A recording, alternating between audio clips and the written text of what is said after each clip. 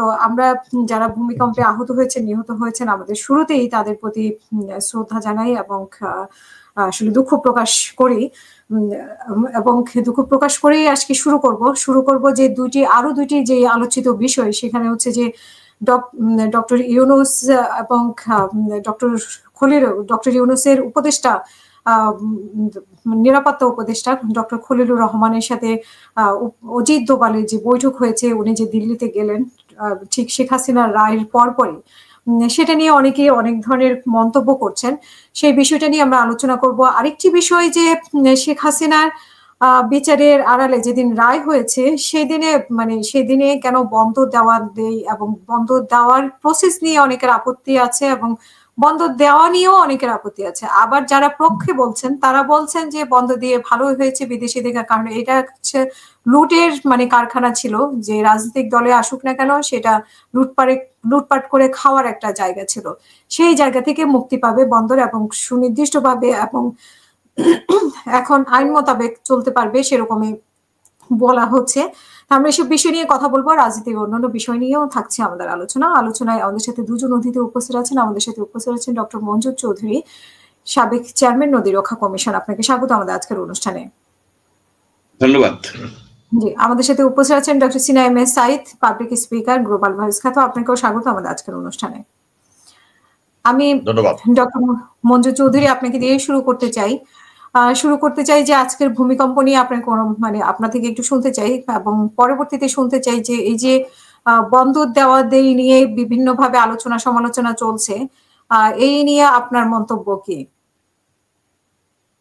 এই দুটো বিষয় ভূমিকম্পটা 10:38 আজকে ছুটির দিন ছিল, শুক্রবার, অনেকে অলস দিন কাটাচ্ছিল, কিন্তু একটা ভয়াবহ রকমের এক্সপেরিয়েন্স হয়েছে। ঢাকার থেকে মাত্র আপনার 20-25 কিলোমিটার দূরে ছিল এটার এপিসেন্টার, অর্থাৎ মাধবদীতে, আপনার বেলাবো মাধবদী ওই অঞ্চলটায়। তার ফলে এটার 5.7 রিক্টার স্কেলে বলা হচ্ছে, কিন্তু মনে হচ্ছে যেন বড় ধরনের একটা ভূমিকম্প। সবকিছু কেঁপে উঠেছে, মানুষজন সবাই যেভাবে পারছে বেরিয়ে আসছে, এবং 6 জনের মতো লোক কিন্তু সোফার আপনার মৃত্যুবরণ করেছে, উপরের থেকে পড়ে গেছে আপনার ওই সেই স্ট্রাকচার। তারপরে আপনার অনেক আহত হয়েছেন, বেশ কিছু লোক আহত হয়েছে, কমপক্ষে 100 লোক আহত হয়েছে যারা পঙ্গু হাসপাতালে যায় চিকিৎসা নিচ্ছেন। তার মধ্যে প্রায় 20 জন আপনার অ্যাডমিটেড হয়েছে। হুড়োহুড়িতে আপনার সেই ইউনিভার্সিটির হল থেকে 4 তলায় থেকে লাফিয়ে পড়েছে এবং সর্বমোট আহত এখনো 400-500 বিভিন্ন সংখ্যা শোনা যাচ্ছে। আসলে কি, এখন তো আমাদের দেশের ওই রকম কোনো সিস্টেম নাই যে রিপোর্ট করার মতো, এবং এমার্জেন্সি এই ধরনের সিচুয়েশনে একটা কোঅর্ডিনেটেড রেসপন্স, স্পেশালি আপনার এখন যে বিল্ডিং গুলি হেলে পড়ছে কিংবা বিল্ডিং গুলি স্ট্রাকচারাল ড্যামেজ দেখা দিছে, সেগুলিকে এক্সামিন করা দরকার। আপনার কি ইনস্টলেশন, কি পয়েন্ট ইনস্টলেশন যেগুলি আছে, যেমন যমুনা ব্রিজ, যমুনা রেল সেতু, পদ্মা ব্রিজ, এলিভেটেড এক্সপ্রেসওয়ে, তারপরে মেট্রো রেল, এসবের তো আপনার দেখতে হবে। এই ভূমিকম্পটা তো একেবারে এরা খুব কাছে হয়েছে ভূমিকম্পটা, এবং এটা আপনার যে মধুপুর যে ফল্ট আছে, যেটা আপনার ইন্ডিয়ান প্লেট এবং বার্মিজ প্লেটের যে সংযোগ স্থল, যেখানে সাবসিডেন্স হচ্ছে, তারই একটা অংশ হচ্ছে কিন্তু মধুপুর ফল্ট। এই মধুপুর ফল্টেই আমি জিওলজিস্টদের সাথে আলাপ করেছি, তারা বলছেন এই মধুপুর ফল্টেরই একটা প্রেশার বিল্ড আপ হচ্ছিল, সে প্রেশারটা রিলিজ হয়েছে।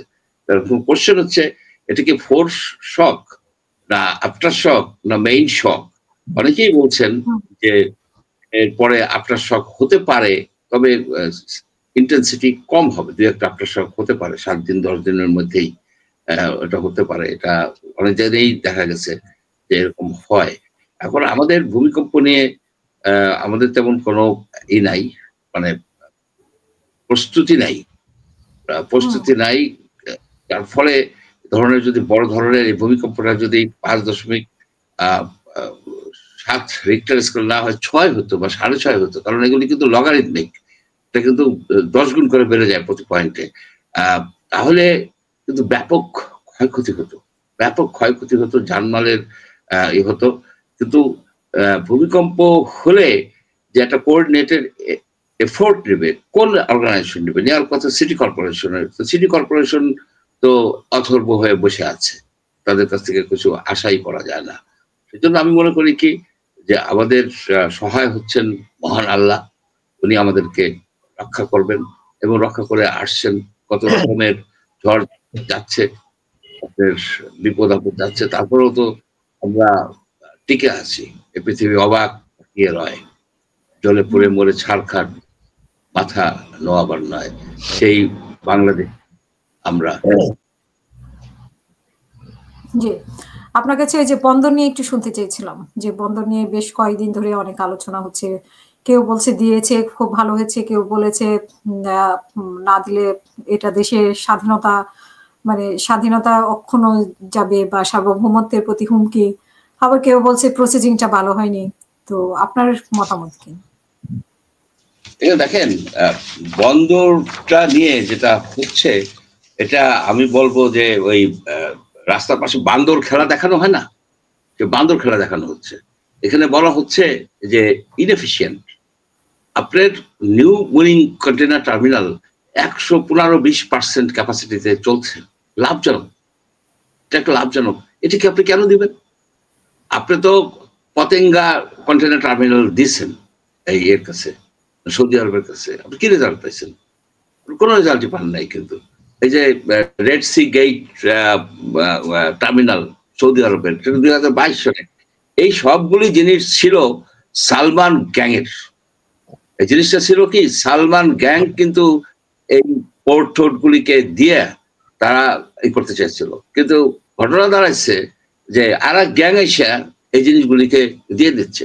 আপনি কোন যুক্তিতে 13 দিনের ভিতরে এই যে লালদিয়া চর হচ্ছে কর্ণফুলী নদীর একটা অংশ। এটা ড্রেজিং এর সময় এরা মাটি ভরে ওইটাকে একটা প্লট বানাইছে, 100-150 একরের প্লট বানাইছে।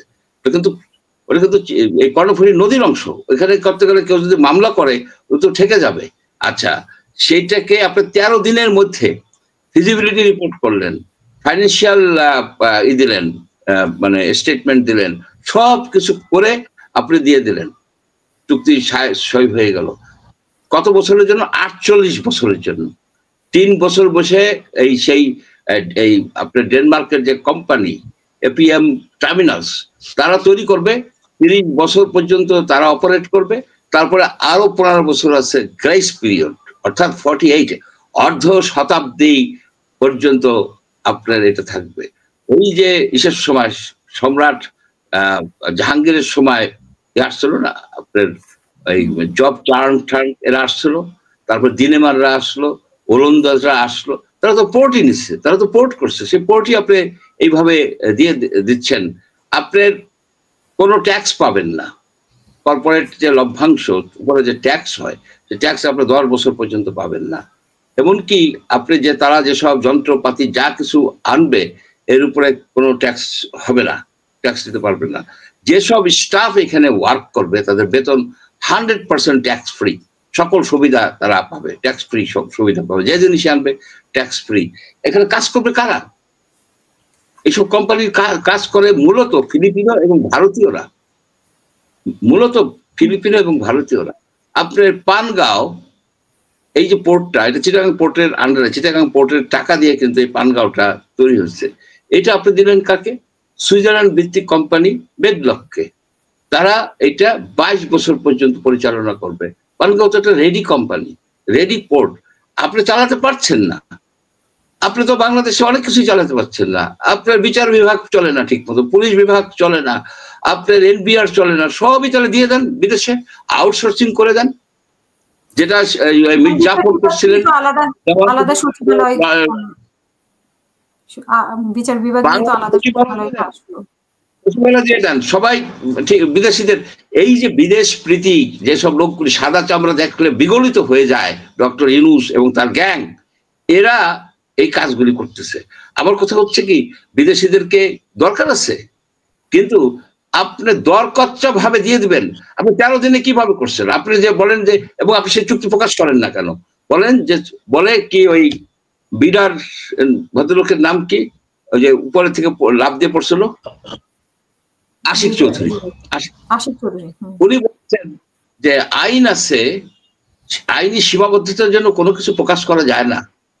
কোথায় পাইছে এই ভদ্রলোক এই কথা? আপনি ডব্লিউটিও দেখেন, ট্রান্সপারেন্সি থাকতে হবে। আপনার কি এটা কম্পিটিটিভ ছিল? এই টেন্ডার কি কম্পিটিটিভ ছিল? এই টেন্ডারটি কি ট্রান্সপারেন্ট ছিল? এটা কোনো জায়গায় প্রকাশিত হয়েছে? কোন জায়গায় প্রকাশিত হয়েছে? এটা কি আপনার যে এন্টি করাপশনে আমাদের পিপিআর এর যেসব রুলস এন্ড রেগুলেশন আছে সেগুলিকে সবকিছু ভায়োলেট করে দিচ্ছে, সব দুদকের মধ্যে পড়বে, সব দুদকের মধ্যে পড়বে, দুদকের কাছে পড়বে। এই যে কাজ করছে না, যে কাজ করছে আপনি দেন বিদেশে, আমার কোনো আপত্তি নাই, কিন্তু কম্পিটিটিভ হইতে হবে। তো আপনি কত পার্সেন্ট মাসুল পাবেন? আপনি কত পার্সেন্ট মাসুল পাবেন? আপনার এটা বলা যাচ্ছে, আমি কনফার্ম না, 40% ট্যারিফ অলরেডি বাড়াই, 40% ট্যারিফ বাড়াই দিছে।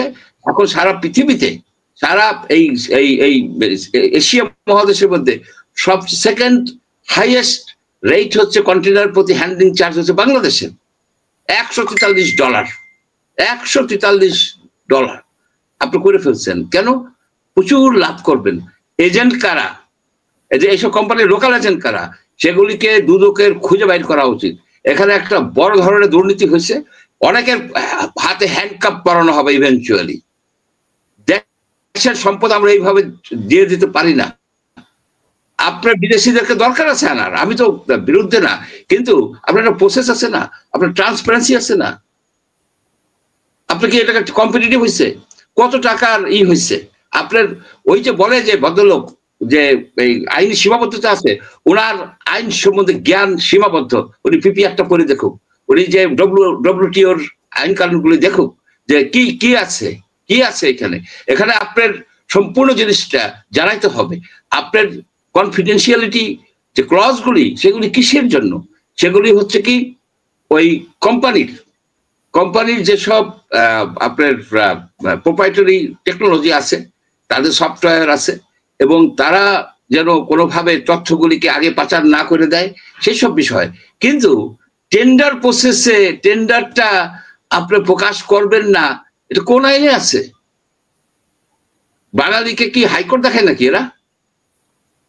কোন আইনে আছে? আপনি টেন্ডার প্রসেস থেকে আপনি বলবেন না যে আপনি কি আরো কোম্পানি আছে না অপারেটর, আপনি এদের সাথে আনলফুল যোগাযোগ করছেন কেন? ডক্টর ইউনুস কি ওই আপনার এই টেন্ডার প্রসেসের আগে ডক্টর ইউনুস লন্ডনে আপনার ডিপি ওয়ার্ল্ডের ভাইস প্রেসিডেন্টের সাথে দেখা করছে? This is totally unlawful.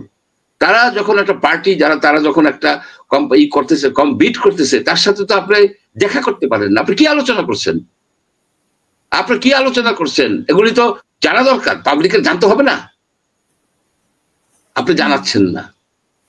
আপনার ইলেকশন মাত্র 3 মাস 4 মাস পরে আপনি ইলেকশন হবে, আপনার আয়ু আছে 3 মাস সরকারে, আপনি 22 বছরের চুক্তি করেন, 48 বছরের চুক্তি করেন।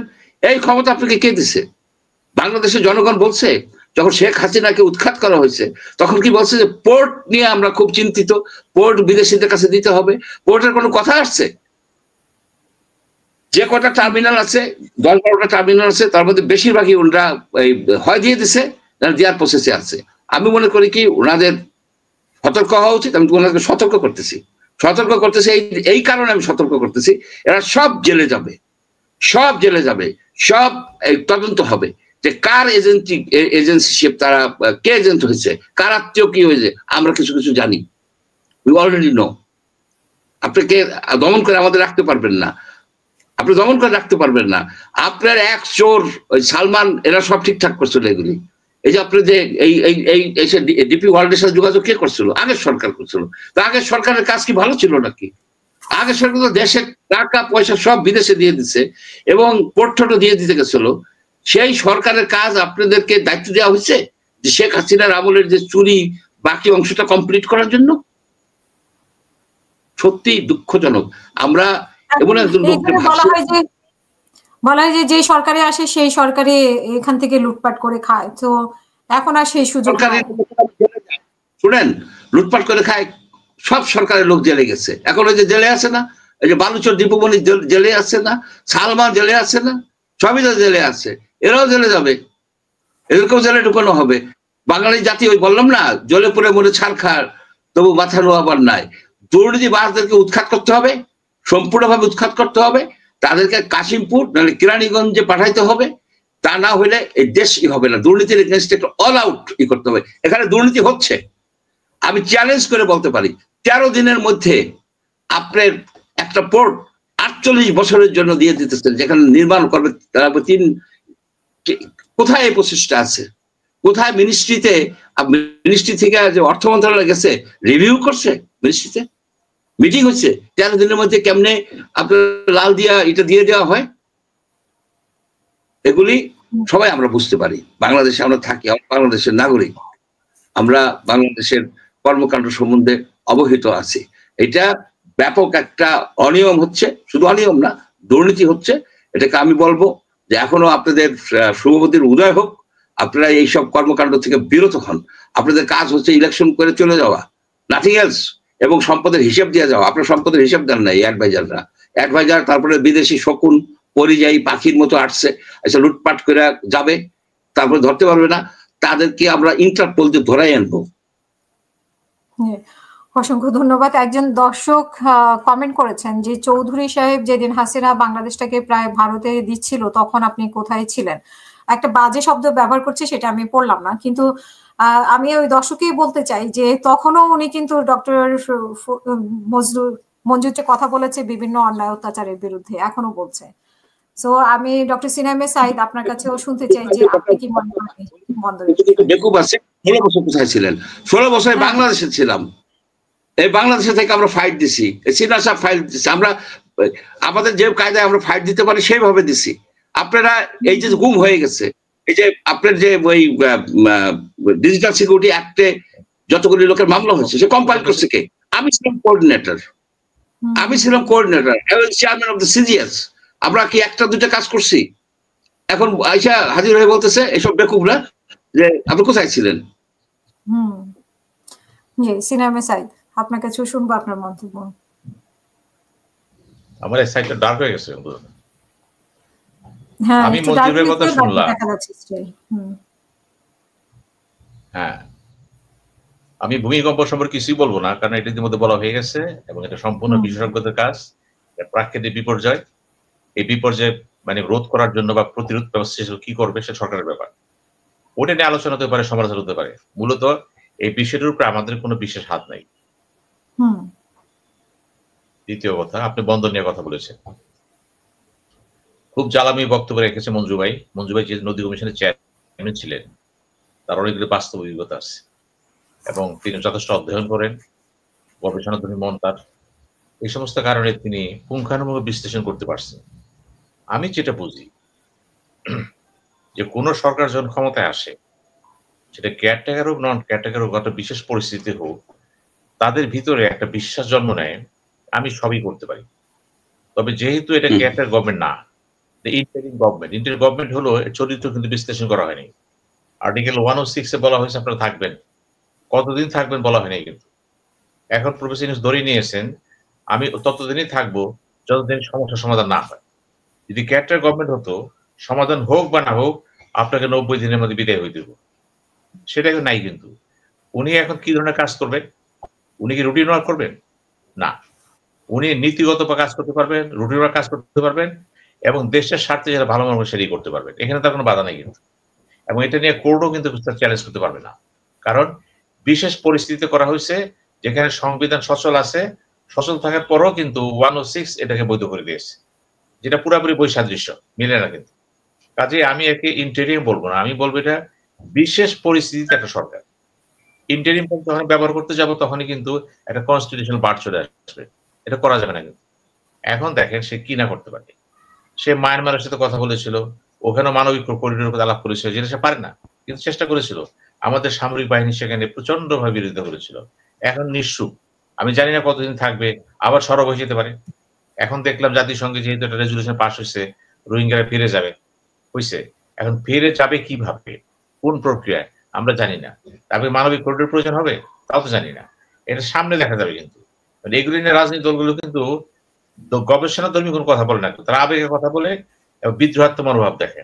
যেমন কোর্ট নিয়ে কথা বলেন, এই পোর্ট নিয়ে যখন ডক্টর ইউনূসের সাথে তারেক জিয়ার কথা হলো লন্ডনে, দীর্ঘ আলাপ আলোচনা হয়েছে, সেখানে অনেক কিছু শুরু হয়েছে কিন্তু মিউচুয়াল ডিসকাশনে। আমরা এরপর দেখলাম যে ওই পোর্ট নিয়ে এখন বেশি কথা বিএনপি বলতেছে না, কিন্তু তার রহস্যটা কি? এখানে ব্যাপারটা রাজনীতি, কিন্তু রাজনীতি অর্থনীতি যখন জড়ায় যায়, কোন দল কোথায় আছে বড় কথা হলো স্বার্থ। এই স্বার্থ হচ্ছে ব্যক্তি স্বার্থ, গোষ্ঠী স্বার্থ। এটা এরকম স্বার্থ পৃথিবীর সব দেশে। জনগণের নাম মাত্র কথা, জনগণ শব্দটা এরকম সুন্দর, এটাকে মানে ব্যবহার করে জনগণের নামে আমি এই কাজটা করিলাম, মনে মনে বলতেছে জনগণের নামে আমি আত্মসাৎ করিলাম। জনগণ বলার কিছু নাই তো। এখন পোর্ট নিয়ে যেটা হলো, এই যে বিভিন্ন বন্দর দিয়ে দেওয়া হচ্ছে, মঞ্জু ভাই বললেন মেজরিটি দেওয়া হবে, পুরো দেওয়া হয়েছে, প্রক্রিয়ার ভিতরে আছে।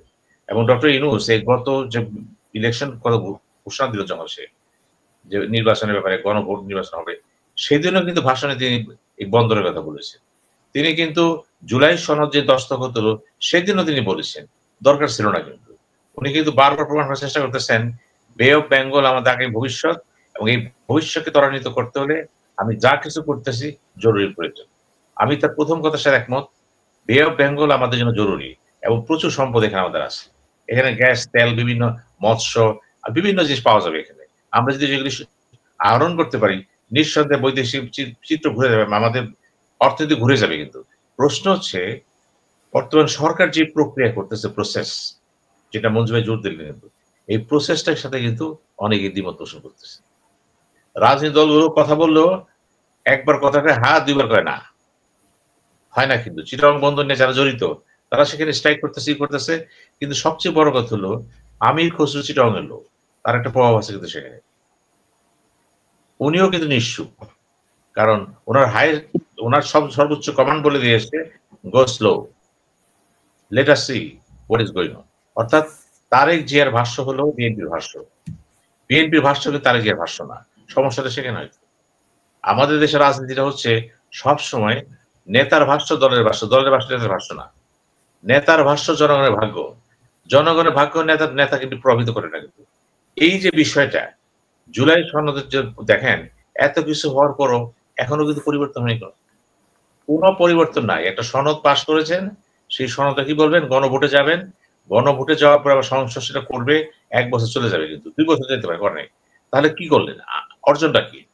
অর্জনটা ওইটাই ছিল, যদি করতে পারতেন, জুলাই সনদ যদি গণভোটে নিতে পারতেন আগে, সেটা ছিল সঠিক অর্জন, গণ অভ্যুত্থানের সাথে সম্পর্কযুক্ত। সেটা হয় নাই বলেই এখানে গোজামিল হয়ে গেছে। কিন্তু বিএনপি তো বলছে আমাদের 31 দফা আছে, আমরা সেটা আগে দেখবো, তারপর আমরা দেখবো কি করতে পারি। কারণ প্রত্যেক দলেরই তো একটা এজেন্ডা আছে, তার ফরেন পলিসি আছে, ডিফেন্স পলিসি আছে, ইকোনমিক পলিসি আছে, সমুদ্র পলিসি আছে। তিনি দেখবেন তার ভীষণ মিশনটা, ওই ভীষণ মিশনে যদি চলে যান তাহলে জুলাই সনদ থাকে না তো। এখন জুলাই সনদ ধরতে ধরেন যে মোটামুটি একটা মোয়া, যদি একসাথে ভোট হয় তাহলে ধরে নেন বর্তমান সংবিধান আওতায় ভোটটা হচ্ছে। আর বর্তমান সংবিধান ভোট হলে ওই ঘুরে ফিরে একই হলো, সেই প্রধানমন্ত্রী হবে একজন, সংসদ নেতা হবে সেই ব্যক্তি, দলের নেতা সেই ব্যক্তি, রাষ্ট্রপতি প্রধানমন্ত্রীর ক্ষমতা ভারসাম্য এখন হবে না, পরে 2 বছর পরে। তাহলে এই 2 বছরে যদি কোনো কারণে যদি প্রেসিডেন্ট চলে যায়, বর্তমান প্রেসিডেন্ট যাওয়ার সম্ভাবনা বেশি, হয়তো বা তিনি পদত্যাগ করবেন বা তারা বলা হবে নতুন প্রেসিডেন্ট আসবে, সেই প্রেসিডেন্ট কে হবে, সে আরো দুর্বল হবে, কারণ তিনি ক্ষমতা নিচ্ছেই দুর্বল হয়েছে। এটা তো কথা ছিল না, কথা ছিল এই কনস্টিটিউশন বাস্তবায়ন হবে, জুলাই সনদ হয়ে যাবে, নতুন সংসদ আসবে, বাস্তবায়ন শুরু হয়ে যাবে, গণভোট পার্ট অফ দ্য কনস্টিটিউশন হয়ে যাবে। সেটা হয় নাই। কিন্তু এই যে গোজামিলটা, এদিকে জামাতও খুশি, বিএনপিও খুশি, এনসিপি খুশি। প্রফেসর ইউনূস দেখেন, উনি যে বিশ্বমানের ব্যক্তি, কিন্তু উনার খেলা সহজে বুঝতে পারবেন না, নীরব চুপচাপ থাকে, আস্তে আস্তে কথা বলে, কিন্তু গভীর জলের মাছ।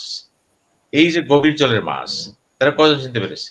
মাহমুদুর মান্না বলেছে তার সাথে কথা বললে মনে হয় সবই দিয়ে দিল, বাইরে দিয়ে কিছু দেয়নি।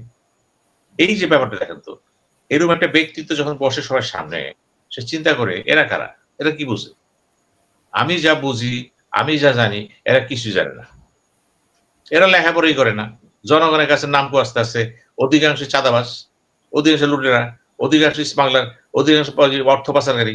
উনি তার ধারণাটা কি? ধারণাটা তো নেগেটিভ।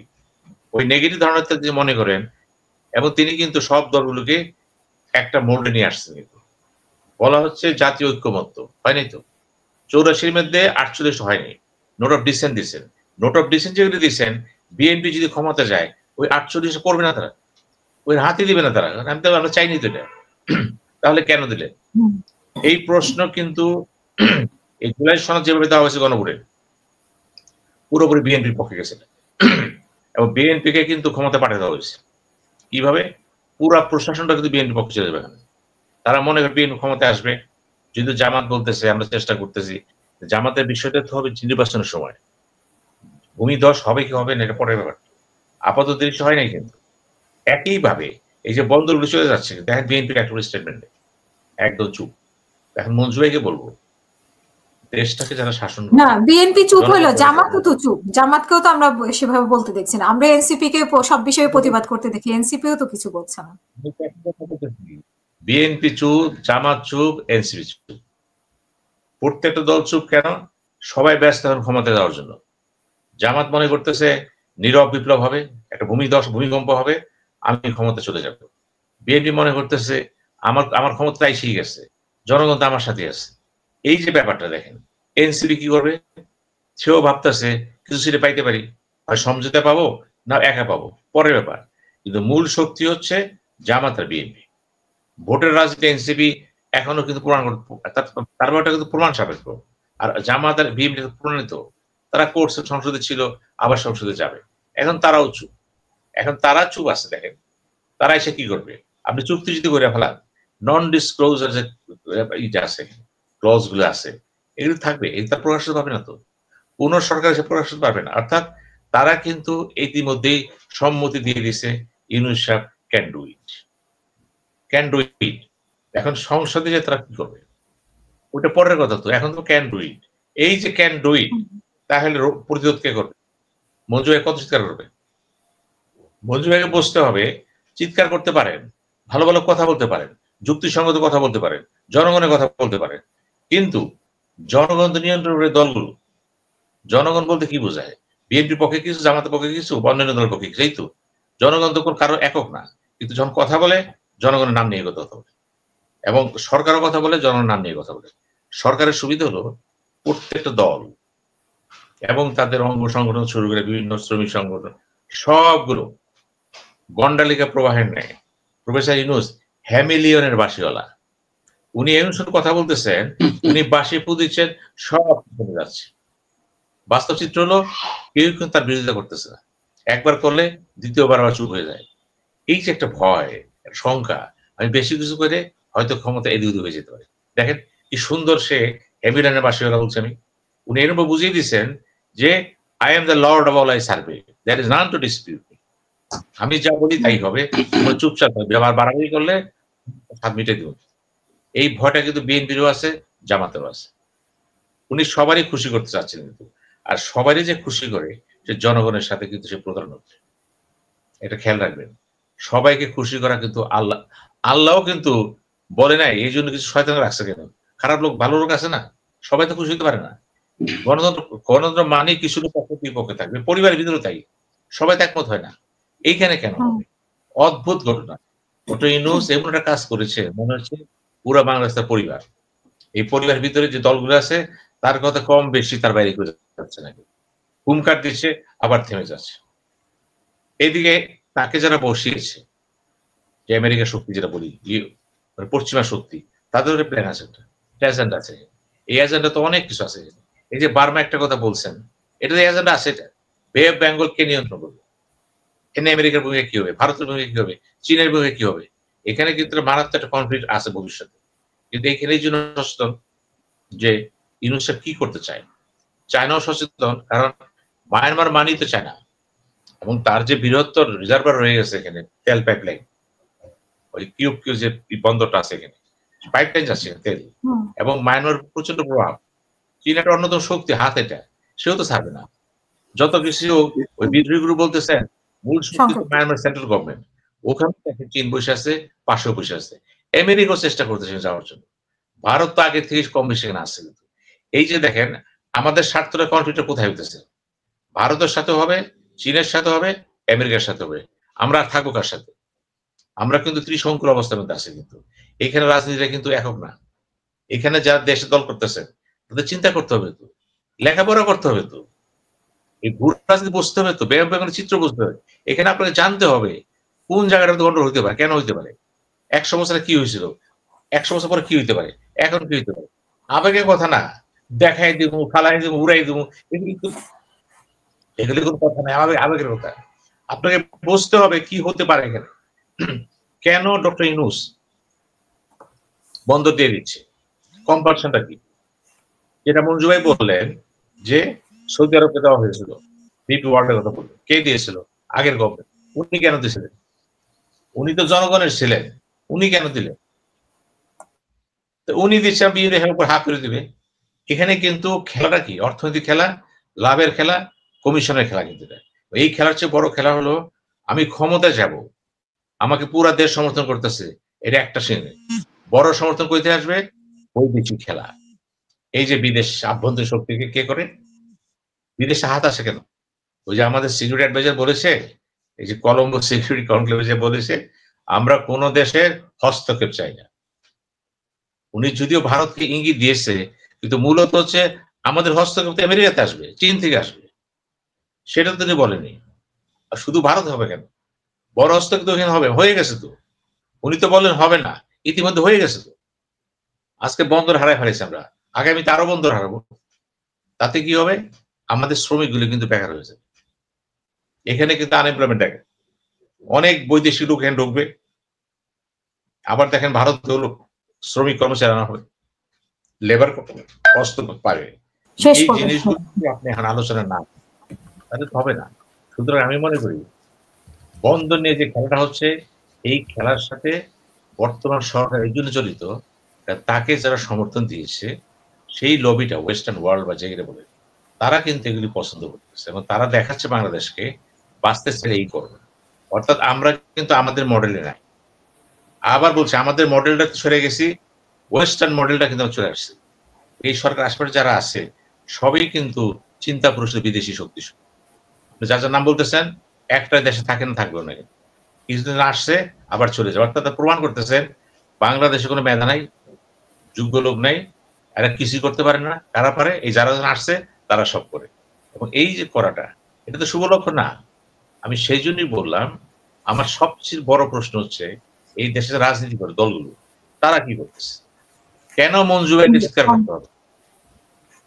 কেন বিএনপি কে জামাত করবে না? কেন এনসিপি করবে না? সব চুপ। সবাই ধান্দায় আছে কোনটা? নির্বাচন হয়ে গেলে যা হয় পরে হবে, আগে আপনি যান না। নন ডিসক্লোজার চুক্তিতে মারাত্মক চুক্তি, পারবেন না। উদাহরণ বলে দিই, 25 বছর চুক্তি হয়েছিল, মুজিব ইন্দিরা চুক্তি, জিয়া রহমান পাওয়ার আসলো, ক্যান্সেল করতে পারেনি।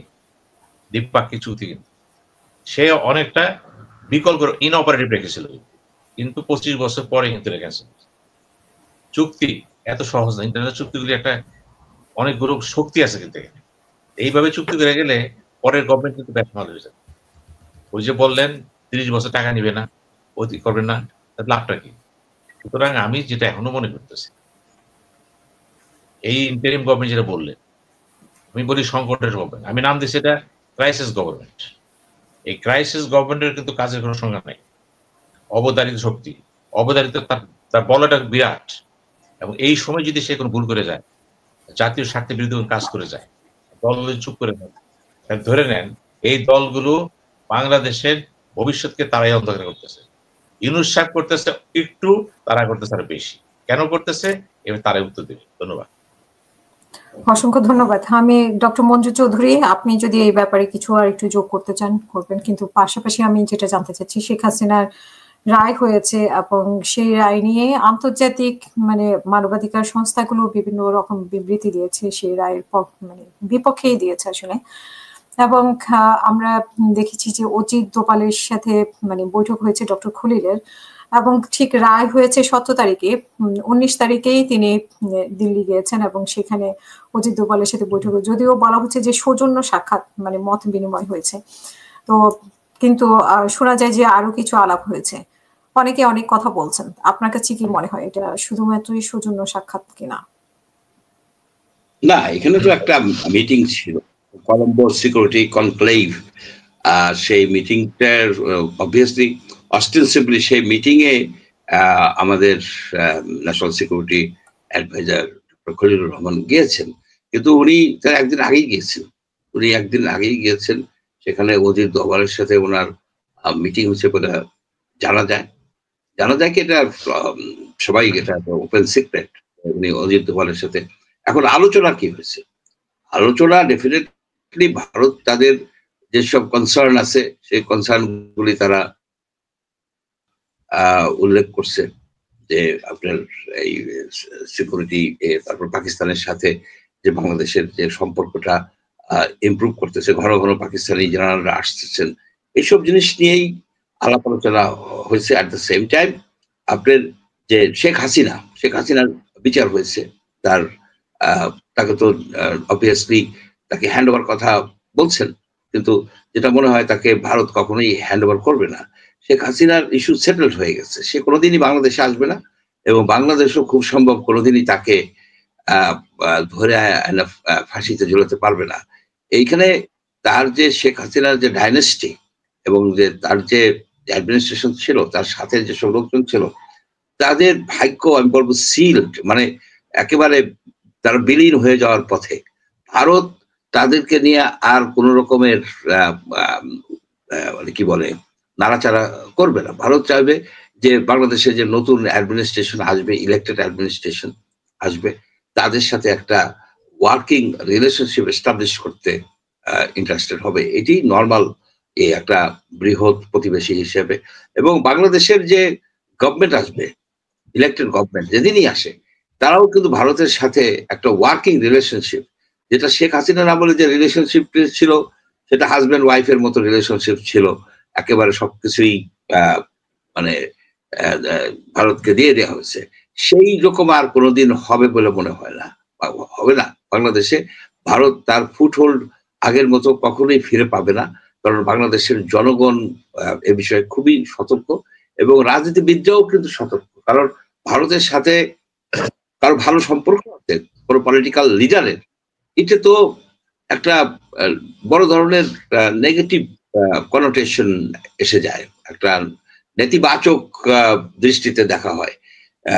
এইসব বিষয় তারা একটা আলোচনা করছেন, তাতে খুব যে বিরাট কিছু মানে প্রোগ্রেস হয়েছে বা হবে এটা আমি মনে করি না।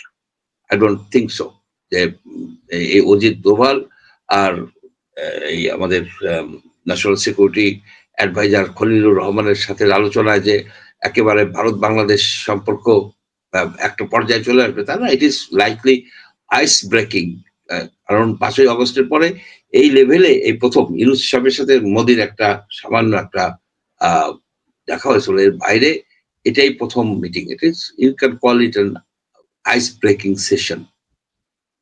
এর বাইরে আর কিছু মন্তব্য করা যাচ্ছে না, কারণ there are not much information available. অনেকে বলছেন যে খলিলুর রহমান যদি এসে বলেন তাহলে আমরা জানতে পারবো যে কি আলাপ হয়েছে, আবার যদি খলিলুর রহমান না বলেন, জি এম কাদেরের মতো যদি বলেন, তাহলে এখন খলিলুর রহমান আসলে খোলামেলা বলবেন কিনা সেটা একটা বিষয়।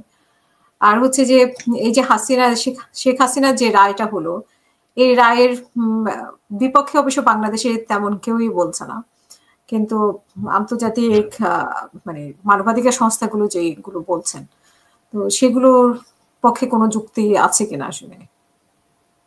শুনেন, বর্তমান যুগে মানে মৃত্যুদণ্ডটাকে খুব ভালো দৃষ্টিতে দেখা হয় না। ওয়েস্টার্ন কান্ট্রিজে আপনি ইউরোপে মৃত্যুদণ্ড নাই বললেই, আমেরিকার কিছু কিছু স্টেটে মৃত্যুদণ্ড আছে, অনেক স্টেটে মৃত্যুদণ্ড রোহিত করা হয়েছে। সুতরাং যখনই কাউকে মৃত্যুদণ্ড দেওয়া হয়, তারা অটোমেটিক্যালি সেটা বিরোধিতা করে। জাতিসংঘও করছে, ভলকার তুর্ক কিন্তু বলছে যে মৃত্যুদণ্ডটা দেওয়া ঠিক না, এবং স্পেশালি একজন সে মহিলা। ভারতেও তো মৃত্যুদণ্ড দেয় না, ভারত মৃত্যুদণ্ড দেয় কিন্তু এটা কার্যকরী করে না, শুধুমাত্র টেরোরিস্টের ক্ষেত্রে আপনার কার্যকরী করছে। কিন্তু এইসব মানবাধিকার সংস্থাগুলি যখন শেখ হাসিনার সরকার এই মানুষজনকে গুম করে ফেলতো, একেবারে গুম করে ফেলতো, নিখোঁজ করে ফেলতো, তারপরে আপনার বাক স্বাধীনতা ছিল না, ক্রস ফায়ারের নামে আপনার বহু লোকরে মানে খুন করা হয়েছে, এক্সট্রা জুডিশিয়াল কিলিং হয়েছে, ইভেন কি জুডিশিয়াল কিলিংও হয়েছে, তখন তারা এইভাবে ঝাঁপায় পড়েন নাই কেন? প্রশ্ন হলো, তখন যদি ঝাঁপায় পড়তেন আজকে শেখ হাসিনার ফাঁসির অর্ডারও হইতো না, আপনার বাংলাদেশেও এরকম একটা সিচুয়েশনে পড়তো না। তারা তারা বলছেন কিন্তু লিউকওয়ার্ম, মানে ওই একটু একটু করে বলছেন, কোনোভাবে জোরালো ভাবে কিন্তু তারা প্রতিবাদ করেন নাই। প্রতিবাদ করছে এদেশেরই লোকজন, আমরা প্রতিবাদ করছি, এদেশের লোকজনই প্রতিবাদ করছে, এদেশের লোকজন আপনার এই গুমের এগেনস্টে কথা বলছে, মানব বন্ধন করছে, আপনার বাক স্বাধীনতা, আপনার ডিজিটাল সিকিউরিটি অ্যাক্টের এগেনস্টে মামলা করছে, কথা বলছে, আমরাই করছি। এই বিদেশি যে মানবাধিকার সংস্থা এগুলির কথায় বেশি গুরুত্ব দেওয়া উচিত না, যেটা ন্যায় বিচার সেটাই করা উচিত, যেটা মনে হবে যেটা ন্যায় বিচার সেটাই করা দরকার। কারণ যারা হাজার হাজার মানুষ মারছে, যারা হাজার হাজার মানুষ, এই যে জুলাই আন্দোলনের সময় যে 1400 লোক মারা গেছে কিংবা 2000 লোক মারা গেছে, এইটার উপরে এত জোর দেন কেন? আপনি 14 বছর ধরে 16 বছর ধরে কত লোক মারা গেছে? আপনি যদি দেখেন যে ইলেকশনের আগে, 14 সালের ইলেকশনের আগে, 18 সালের ইলেকশনের আগে, 24 সালের ইলেকশনের আগে মাদক উদ্ধারের নামে কত লোক মারা হয়েছে, এই ফায়ার হয়েছে। আমার কাছে ডাটা আছে, আপনি যদি দেখেন অবাক হয়ে যাবেন যে ইলেকশনের আগে দিয়া মাদক উদ্ধারের নামে এত বেশি হত্যাকাণ্ড হয়েছে যে মানুষের ভিতরে একটা ভয় সঞ্চারিত করার চেষ্টা ছিল এবং তারা সাকসেসফুল ছিল। সে ভয়কে জয় করে এই বাঙালি জাতি একজন ডিক্টেটরকে উৎখাত করছে। এটা কিন্তু সহজ ব্যাপার না। এবং সেই সাথে আমাদের ছিল সেনাবাহিনী না থাকলে এই বিজয় এত সহজে আপনার অর্জন করা সম্ভব হতো না। আপনার অনেকবার সেনাবাহিনী সরকারের সাথে থাকে নাই, তখনই সেই সরকারের পতন হয়েছে। এই সেনাবাহিনী তারাও জোড়া যোদ্ধা ইনস্টিটিউশন হিসেবে, তারা যদি এই শেখ হাসিনার পেছনে শক্তভাবে দাঁড়ায় যেত, আজকে আপনারা এই কথা বলতে পারতেন না। আজকে আমরা হয়তো নিখোঁজ হয়ে যেতাম কিংবা খুন হয়ে যেতাম। কিন্তু সেনাবাহিনীকে আপনার জন্য ধন্যবাদ দেই। তাদেরকে যারা যে কটূক্তি করে, নানাবিধ গালাগালি করে, এটা করে, ইট ঠিট খুলে ফেলবে, তাদের প্রতি আমি ঘৃণা জানাই। সেনাবাহিনী একমাত্র ইনস্টিটিউশন এখন ইনট্যাক্ট আছে, তাকে আপনার হেয় করা ঠিক হচ্ছে না। এটা একটা আবার একটা অবজারভেশন আমি বললাম। মানবাধিকার তারা গাজায় যায় না কেন? এই মানবাধিকার কমিশন গাজায় যায় তারা করে না কেন? যেখানে প্রতিনিয়ত শিশুদের মারা হয়, সেখানে খাবারের লাইনে আইনা বাধ্য করে আইনা পাখির মতো গুলি করে মারা হয় না, পাখির মতো গুলি করে মারা হয়, সেখানে করে না কেন তারা? এমনকি ইউরোপ থেকে লোক নেয়, স্নাইপারদেরকে নিয়ে তারা গুলি করায় এই গাজার আপনার ওয়েস্ট ব্যাংকের লোকজনকে। সেখানে তো তারা নিশ্চুপ। কবি তখন নীরব হয়ে যায় কেন? 14 দলের কারো সাথে নির্বাচন কমিশন বসেছে, তো সেখানে জাতীয় পার্টিকে ডাকা হয়নি। তো আপনার কি মনে হয় যে 14 দলের কিছু দল বা 14 দলই আসলে নির্বাচন করার সুযোগ পেতে পারে কিনা, এরকম কোন সিদ্ধান্ত? হলো কি যে জুলাই সনদ নিয়ে অনেক হইচই হলো, সেটা বহুত কিছু হলো। জুলাই সনদের কথাটা আনতেছে এই কারণে যে আপনার পরে ক্লিয়ার হবে এই বিষয়টা। জুলাই সনদে কত পার্সেন্ট আছে, দল আছে যারা ভোটারকে রিপ্রেজেন্ট করে? 25-30% মতো লোক আছে, মানে ভোটারকে রিপ্রেজেন্ট করে। সেই 25টা দলই আছে, এই বিএনপি, জামাত এবং কিছু ছোট ছোট দল। বাকি যে লোকজন, যেমন আওয়ামী লীগ, জাতীয় পার্টি, কমিউনিস্ট পার্টি, বিভিন্ন দল আছে, তাদেরকে আনা হয় নাই। এবং কিছু লোক আছে তারা কোনো দলই সাপোর্ট করে না। এখন কিন্তু বহু লোক আছে তারা দলবিহীন, দলের প্রতি তারা প্রত্যেক দলকেই তারা এখন ঘৃণা করে। রাজনীতিবিদরা চোর, এইসব কথা কিন্তু তারা ওপেনলি বলে অনেক লোকই। এখন 25 বা 30% লোকের সম্মতি নিয়ে আপনি একটা জুলাই সনদ করলেন। আওয়ামী লীগের একদিন যখন আসবে, আওয়ামী লীগ বা জাতীয় পার্টি, এই জাতীয় পার্টি, তারা বলবে কি জুলাই সনদ আমরা মানি না, আমাদেরকে তোমরা ওখানে ডাকাও নাই, আমাদের মতামত নাও নাই, আমাদের সিগনেচারও নাও নাই, তাহলে জাতীয় কি ঐক্য হইল? আপনার এই যে এই ইলেকশন কমিশন জাতীয় পার্টিকে ডাকে না, জাতীয় পার্টি বলবে যে তোমার ওই সব আইন আমি মানি না ইলেকশনের সময়। এখানে আমাদের যে দূরদৃষ্টি সম্পন্ন লোকজন নাই, এখানে হচ্ছে আপনি যখন ঐক্য করবেন সবাইকে নিয়ে ঐক্য করবেন, শত্রু মিত্র সবাইকে নিয়ে ঐক্য করবেন। আপনার আওয়ামী লীগকে ডাকা উচিত ছিল, তারা এই এই এই সে সময় সনদ তৈরির সময় তাদের মতামতটা কি ছিল, তারা কি অনুশোচনা করে? আপনি তাদেরকে বাদ রাখছেন, তাদেরকে বাদ রাখার ফলে যে জিনিসটা হয়েছে, তারা কোনো একটা দিন আসবে বলবে কি আমি তো ওইটার মধ্যে ছিলাম না, তাদেরকে আনা উচিত ছিল, আইনে তাদেরকে সাইন করানো উচিত ছিল যে তোমরা সাইন করো, তোমরা সাইন করো।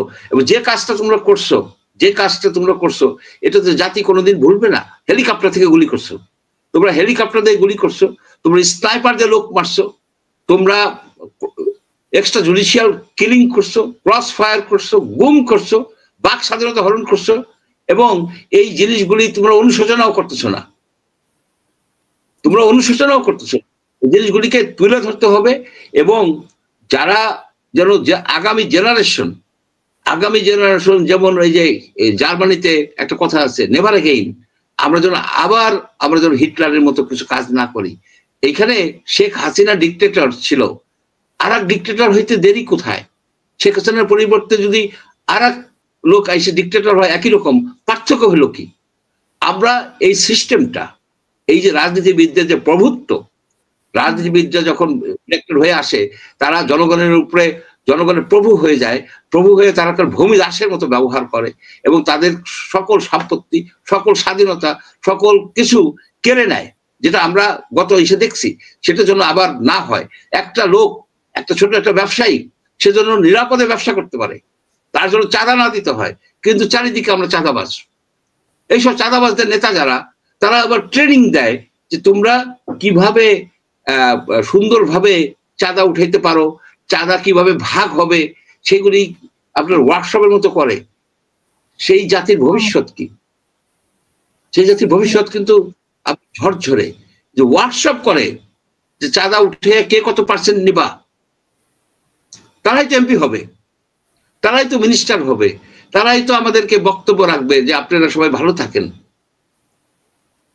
তারাই তো বক্তব্য রাখবে দুর্নীতি দূর করার জন্য, তারাই সমাজের ভালো কাজের জন্য বক্তব্য রাখবে, কিন্তু তারা নিজেরা কতটা শুদ্ধ হবে সেটাই বিষয়।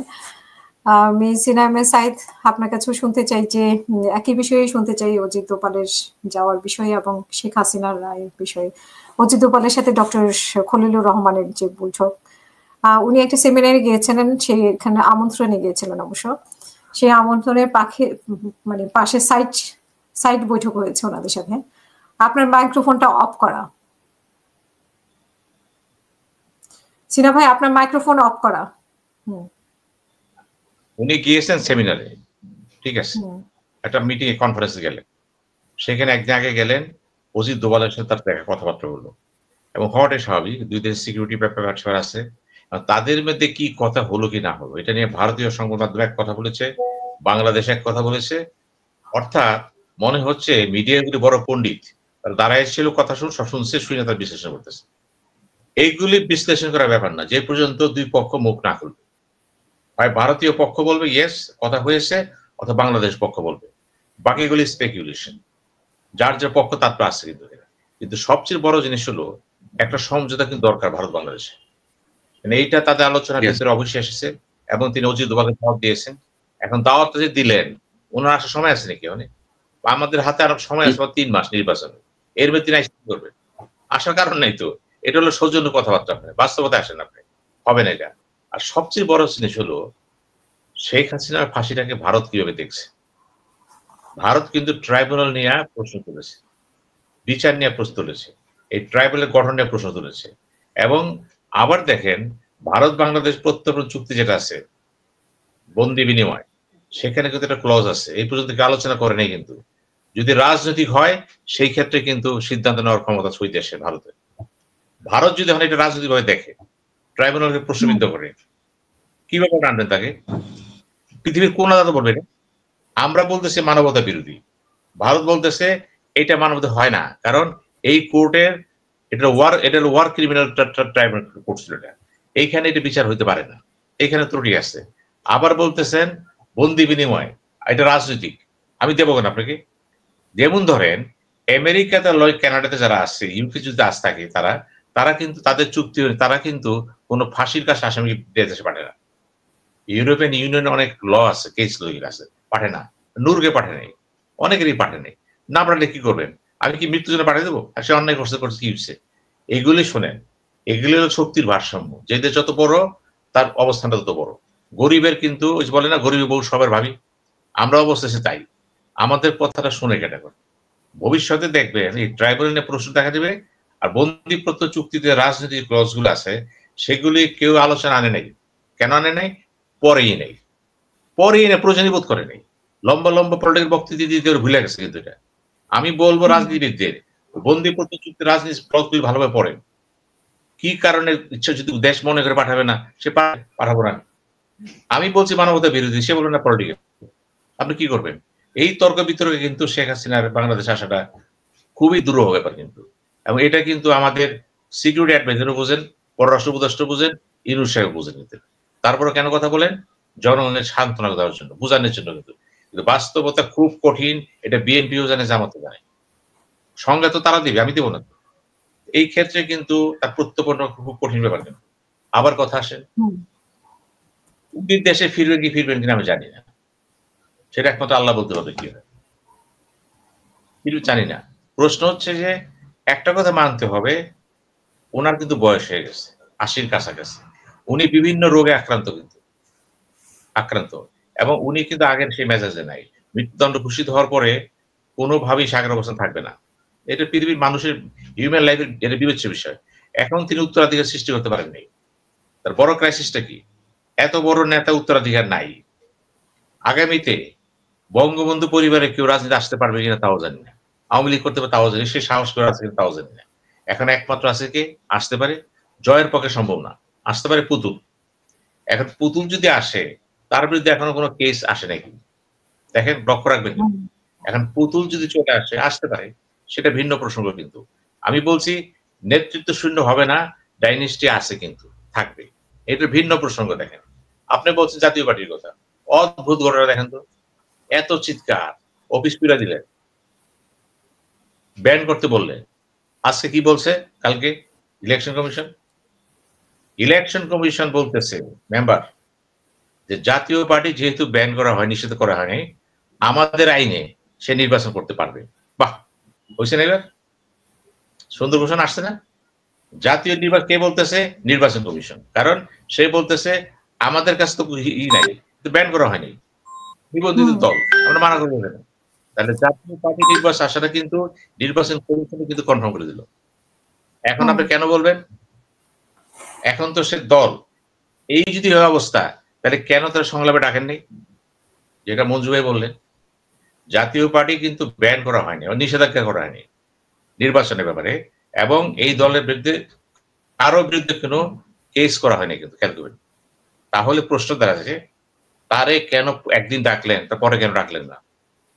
ঐক্যমত্যের ভিতরে কিন্তু দেখেন অনেক ছিল, কিন্তু সে কারো কারো বিদ্বেষ জাতীয় সংহতিকে কিন্তু ক্ষতি করে। কিন্তু জাতীয় সংহতি হচ্ছে মনকে বড় করে, স্টেটসম্যান লাইক চিন্তা ভাবনা করতে হবে আপনাকে, হয় নাই। জাতীয় পার্টিকে বাদ দিয়ে যে ভুলটা করেছেন, আজকে নির্বাচন কমিশন সেটা আপনাকে আঙ্গুল দিয়ে দেখাই দিল যে আমরা তো তাকে নির্বাচন করতে দেবো, কেন মানা করবো? তাহলে এখন প্রশ্ন আসবে যে এই ঐক্যমত্য কমিশনে যেটা বললেন, জাতীয় পার্টিদের ভূমিকা ছিল, একটা দল ছিল, ক্ষমতা ছিল, তো তার তো কিছু পার্টি একটা অবস্থান তো আছে। প্রত্যেক নির্বাচনে সে ছিল, প্রত্যেক নির্বাচনে তো সংসদে সে গেছে, এমনি যাক সেমনি যাক, এবং প্রত্যেক গভর্নমেন্টই মনে করছে জাতীয় পার্টিকে ছাড়া আমি বাঁচবো না। লাইভ অর্থাৎ না বিশ্বাস। লাইভ ভোটটা কে ছিল? 90 তো জাতীয় পার্টি ছিল, 96 তো জাতীয় পার্টি ছিল, 2001 জাতীয় পার্টি ছিল। তো এই যে তাকে দরকার, এই দলটাকে আপনি বলতেছেন একদম শেষ হয়নি তো, তারও কিছু ভোট আছে। তারপরে যে জাতীয় পার্টি যদি নির্বাচন করতে পারে, যদি আওয়ামী লীগের ভোট আছে জাতীয় পার্টি বাক্সে, বিশেষ করে কি বললাম, ফরিদপুর বেল্টে আসবে, বগুড়া বিএনপির কতগুলো এলাকা আছে, জামাতের কয়েকটা ডিস্ট্রিক্ট আছে সাংঘাতিক, তো আওয়ামী লীগ আছে। এখন আওয়ামী লীগের ভোট যে জাতীয় পার্টি পায় বা একটা ঐক্য সৃষ্টি হয়ে যায় সেখানে, তাহলে কি দাঁড়াবে? জাতীয় পার্টি তো সংসদে ঢুকবে, পিআর সিস্টেম হচ্ছে ভোট পাবে সে। তাহলে আওয়ামী লীগের কিন্তু দেখেন কথা আছে না, তোমারে বদিবে সে গোকুলে বড় হচ্ছে সে, আপনি চাইছিলেন ধ্বংস করে দিবেন। জাতীয় পার্টি তো জাতীয় ওপেনলি বলতেছে আওয়ামী লীগের কথা, সে বলতেছে, সে তো মানা করে নেই, সে তো বলতেছে আওয়ামী লীগ ছাড়া এটা হয় না, সে কিন্তু ওপেনলি বলতেছে পার্টি হিসেবে। সুতরাং আজকে কি দাঁড়ালো, নির্বাচন কমিশন বলে দিল ইয়েস আপনি নির্বাচন করতে পারবেন। এখন জাতীয় পার্টির ভোটগুলি আওয়ামী ভোট কে পাবে? কেউ বলে বিএনপি পাবে, কেউ জামাত পাবে, কারাগে লেগে গেছে কিন্তু এটা, কে যে পাবে এটা যে ভোট দেবে সে ইলেকশন থাকবে। এখন যদি মনে করেন আওয়ামী লীগ সিদ্ধান্ত নিয়ে নেয় জাতীয় পার্টি যেখানে দাঁড়াবে ভোট সেই পাবে, আমরা তাকে দিয়ে দেবো, গোপন সিদ্ধান্ত থাকে তো একটা ইনস্ট্রাকশন থাকে তো, কারণ আওয়ামী লীগ লোক গ্যারান্টি নেই তো, জামাতে দিবে গ্যারান্টি, ভয় ভীতি দিতে পারে। জাতীয় পার্টি তো আবার আওয়ামী লীগকে নিয়েও নির্বাচন করতে চায়, জাতীয় পার্টি তো অনেক প্রকাশ্যেই বলেছে তারা আওয়ামী লীগকে নিয়ে নির্বাচন করতে চায়। এখন জাতীয় পার্টিকে ক্লিনটন নিয়ে আসলে সে বলেই দিল ইলেকশন কমিশন, তার নির্বাচনে তার কোনো বাধা নাই। এবং আওয়ামী লীগের অনেকেই তার হয়ে দাঁড়াতে পারে না, মানে জাতীয় পার্টি হয়ে তো অনেকে না, অন্যরকম, সে দল হিসেবে তাকে ব্যান করা হয়েছিল, কিন্তু জাতীয় পার্টি তো না। তাহলে জাতীয় পার্টিকে প্রথম দিন ডাকছিলেন, চেয়ারম্যান ডাকছিলেন, এরপর থেকে তাকে কি বললেন? স্বৈরাচারের দোসর। খেয়াল করেন, দোসর। এখন স্বৈরাচারের দোসর তো হয়ে গেল বৈধ দল নির্বাচন করবে। এখন নুরুরা কি বলবে? নুরুদের দলটা কি বলবে? তারা ব্যান করতে চাইছিল, বলুন, এখন তো হয়ে গেল। এবং নিঃসন্দেহে ওই নুরুদের গণ অধিকার পরিষদ থেকে জাতীয় পার্টির অবস্থান ভালো, বড় দল, এটা স্বীকার করতে হবে তো বাস্তবতা আপনাকে। এখন এইগুলোও চিন্তা করতে হবে, কে কার পক্ষে খেলতেছে, কে কি বলতেছে, এগুলো কিছু সামনে দেখেন না আরো কি হয়। অনেকে বলতেছে রিফাইন্ড আওয়ামী লীগ। দেখেন এখন শিরিন শারমিনের কথা আসে, শিরিন শারমিনের বিরুদ্ধে অভিযোগটা কি? থাকার কথা না তো, ওনার 3টা স্টেটাস ছিল, একটা উনি চুপচাপ বসে আছে কেন? এই শিরিন শারমিনের দরকার হবে কখন? এই যে সংসদ আসতেছে না, এই সংসদের প্রথম সেশনে সভাপতিত্ব করবেন তিনি, যেহেতু কনস্টিটিউশন জীবিত আছে। এই কনস্টিটিউশনে এই বিগত সরকারের যে স্পিকার যেমন করেছে, অতীতে যারা করেছিলেন, বিগত সরকারের স্পিকার বর্তমান সরকারের প্রথম সেশন থাকবেন, ওই সেশন স্পিকার নির্বাচিত হওয়ার পর এমপি হবে, এমপিরা বানাবে স্পিকার। স্পিকার তখন বানাতে পারবে না, নির্বাচিত করতে পারবে না, শপথ নিতে হবে। তারপর শপথ কে নিব? আপনার শপথ দিবে স্পিকার। তো শিরিন শারমিনের কাছে যেতে হতো আপনাদের, যেহেতু আপনি কনস্টিটিউশন জীবিত রেখেছেন। কতগুলো বিষয় গভীরে যান না কেন, শিরিন শারমিন যেখানে যে অবস্থায় থাক, তাকে তো বাঁচায় রাখতে হবে আপনাকে। যদি সে মারা যায়, ডিপটি স্পিকার তো জেলখানে আসে, এই সংকটগুলো সামনে আসবে, তখন জোড়াতে দিতে পারবেন না তো, একদম কনস্টিটিউশনাল চ্যালেঞ্জ কোর্টে দিবে। সুতরাং এখন ভালো লোককে যারা বলতেছেন স্বৈরাচারের দোষর, সেই স্পিকার কিন্তু আপনাদেরকে শপথ দিবে, এই পবিত্র মানুষগুলি শপথ দিচ্ছে, অপবিত্র লোকগুলি। আবার দেখেন তো, উনি যদি কোনো কারণে আওয়ামী লীগের সাথে জড়ান, কি দাঁড়াবে? সোহেল তাজ বলছে তিনি হাল ধরবেন, দাঁড়াবেন। আইবির কথা বলা হচ্ছে, আইবির বিরুদ্ধে নানান অভিযোগ নেই, আইবি সম্পর্কে বিএনপি জামাত সবাই কিন্তু ইতিবাচক। এই জন্য বললাম, আওয়ামী লীগের যারা খারাপ কাজ করেছে, এটা কিন্তু এনসিপি বলতেছে, বিএনপি বলতেছে, জামাত বলতেছে যে আওয়ামী লীগের সবাই তো খারাপ না, যারা খারাপ কাজ করেছে তাদের শাস্তি দেন, ফাঁসি দেন, নো প্রবলেম। যারা ডেডিকেটেড, যারা চুরি করে নাই, যারা বদমাইশি লুট করে নাই, অর্থ পাচার করে নাই, রাজনীতিক অধিকার তার আছে না? দল তো তার ইচ্ছার ব্যাপার, সেই অধিকারটা আপনি কেন নিবেন? যদি রিফাইন হয়ে আসে তারা, তোবাকেরা যদি আসে, আপনাকে সেখানে কনসিডার করতে হবে তো। কারণ আপনি তাকে 6 মাসের জন্য কি নির্বাচন পর্যন্ত তাকে আপনি বলছেন নো। নির্বাচনের পরে কি হবে? সংসদে আইন পাশ করবে? বিএনপি এটা করবে না, কোন দলই করবে না। কারণ আওয়ামী লীগের যে দুর্নাম আছে, ঐতিহাসিক অবদান কিন্তু আছে। ব্যক্তি দায়ী, শাস্তি দেন। দলটা তো ইউজ করা হয়েছে মাত্র নামটা। এই সব চিন্তা করতে গেলে বললাম 3টা জিনিস। শেখ হাসিনাকে ফিরিয়ে আনবেন, এটা বলা যত সহজ, বন্দি প্রত্যর্পণ আইনের রাজনৈতিক যে ব্যাপারটা আছে সহজ না। এবং ট্রাইব্যুনাল নিয়ে ভারত নিজেই কথা বলেছে, আমরা তো আমাদের দৃষ্টিগত বলতেছি, তারা তার দৃষ্টিতে বলতেছে। কাজে এই জিনিসটা আমি করে গুরুত্ব দিচ্ছি না। এবং আওয়ামী লীগের কেউ নাই, আছে। যদি পুতুল দাঁড়ায় যায়, পুতুলের বিরুদ্ধে কোনো কেস নেই কিন্তু। এবং রেহানার বিরুদ্ধে আছে অভিযোগ আছে, জয়ের বিরুদ্ধে অভিযোগ আছে, রেহানার সন্তানদের বিরুদ্ধে অভিযোগ আছে, কিন্তু পুতুলের বিরুদ্ধে নাই। তাহলে কি দাঁড়ায় দেখেন তো? অনেক কিছুর পরেও কিন্তু দেখা যাচ্ছে কোথাও না কোথাও দলের জন্য আলো আছে একটা। এবং এই লোকগুলি যদি একসময় এক হয়ে যায়, আর বঙ্গবন্ধু পরিবারে যদি কেউ দলের নেতৃত্ব পেয়ে যায়, সে কিন্তু মূলত ওই পরিবারটা এসে গেল, তার স্বীকৃতি চলে আসবে সাথে সাথে। অন্যেরা আসলে কিন্তু দল ভাঙবে, পুতুল আসলে কিন্তু সেটা হবে না, কারণ সে তো উত্তরাধিকারী আসছে সেখানে। এবং হাসিনার কনসেন্ট সেখানে আছে, জয়ের কনসেন্ট সেখানে আছে, পরিবারের কনসেন্ট আছে। বৃহত্তর আওয়ামী লীগ বলবে ইয়েস শি ক্যান। আমি সেই জন্যই বলতেছি যে এই জিনিসগুলো কিন্তু কেউ আলোচনা আনে নেই, সবাই আবেগের চোটে ধ্বংস, মারো, কাটাকাটা সব শেষ করে দাও না। আজকে জাতীয় পার্টি সম্পর্কে ইলেকশন যেটা বলছে, এটাই হচ্ছে স্পষ্ট বক্তব্য। এবং নতুন চিন্তা ভাবনার সুযোগ আসছে কি দেখুন, এখন সুযোগ আসছে জাতীয় পার্টি ইলেকশন করবে। জিএম কাদেরও বলেছে, স্বামী হয়তো পাটরি বলেছে, আজকে কে বললো? নির্বাচন কমিশনে বলে। এই যে আপনারা কি জানতেন এটা হতে পারে? তো সামনে অনেক কিছু ঘটবে, কিন্তু সেই ঘটার মধ্য দিয়ে নির্বাচন হবে। ও সবশেষ আমি বলছি, আবারও বলছি, জুলাই সনদ যদি গণভোটে এককভাবে না যায়, তাহলে এই সনদের ভবিষ্যৎ খুবই প্রশ্নবোধক। ভবিষ্যৎ কি? শেখ হাসিনা যেখানে রেখে গিয়েছিল, আমরা তার চেয়ে অধপতন যা গেলাম। কিন্তু কোন দল যদি নির্বাচনের মেজরিটি হয়ে চিন্তা করে আই ডোন্ট কেয়ার জুলাই সনদ, থাক কি হবো, দেখা যাক কি হবো, আপনি কিচ্ছু করতে পারবেন, আবার আন্দোলন করবেন। যারা আন্দোলনটা করতে না হয়, সেই জন্য বলা হয়েছিল, আমি জামাতের কথা বলতেছি না, কিন্তু আমি বলতেছি ইন জেনারেল, জুলাই সনদের ভিত্তিতে যদি নির্বাচনটা হইতো, পুরো চেহারাটা ঘুরে যেত, বিপ্লবের জয় হইতো, জনচেতনা জয় হইতো। প্রফেসর নিউজ বলেছেন ৭১-এর চেতনা, জুলাইয়ের চেতনা নিয়ে নতুন দেশ গড়েন। বাহ, সুন্দর কথা বলছেন। যদি দেশ গড়েন, তাহলে জুলাইয়ের চেতনা পার্লামেন্টে দিলেন কেন? গণভোটে নিয়ে আসতেন একা, সেটা হয়নি। কিন্তু প্রশ্নবোধক আছে। কিন্তু এই মৌলিক বিষয়গুলি যদি সংবিধান না করা হয়, ভবিষ্যতে কিন্তু এই সরকারকে প্রচন্ড ভাবে কিন্তু আলোচনা বৃদ্ধ করবে, তার পক্ষপাত অভিযুক্ত করে ফেলবে। আমি এখানে জাতীয় চেতনা আকাঙ্ক্ষার কোনো প্রতিফলন পাইনি। কিন্তু আমি ব্যক্তিগতভাবে মনে করি গণভোটের সাথে মানুষের চিন্তার সুযোগ ছিল। কিন্তু গণভোটের গুরুত্বটা কি? এটা সরাসরি মানুষ ভোট দিচ্ছে, এটা কোন এমপিদের মাধ্যমে আসতেছে না কিন্তু পার্লামেন্টে। তারা যখন ম্যান্ডেট দিয়ে দেয়, it is very powerful in the constitution, will be part of auto হয়ে যাবে। কিন্তু এটা কিন্তু আপনারা করতে পারলাম না। কেন পারলাম না? বোঝা মুশকিল। আদৌ কি নির্বাচন হবে? অ্যানালাইসিস করে বলতেছি, আদৌ কি হবে আমি জানি না, মঞ্জুর ভাই বলতে পারবে। আমার জানি কেন মনে হচ্ছে, অত্যন্ত আশাবাদের ভিতর দিয়েও আমি দেখতেছি কিছু লোফল আছে। কিন্তু ওই লোফলগুলো যদি হঠাৎ করে জেগে ওঠে, নতুন প্রশ্ন দেখা দিতে পারে। ধন্যবাদ।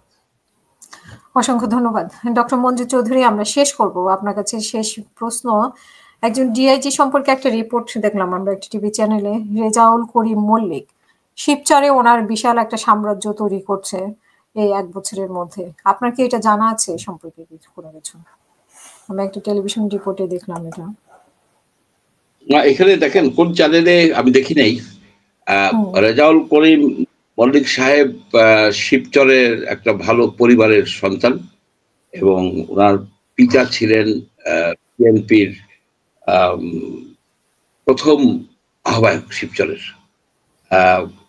উনি শিবচরের কোনো কাজে হস্তক্ষেপ করেন এরকম কোনো তথ্য আমি শুনি নাই।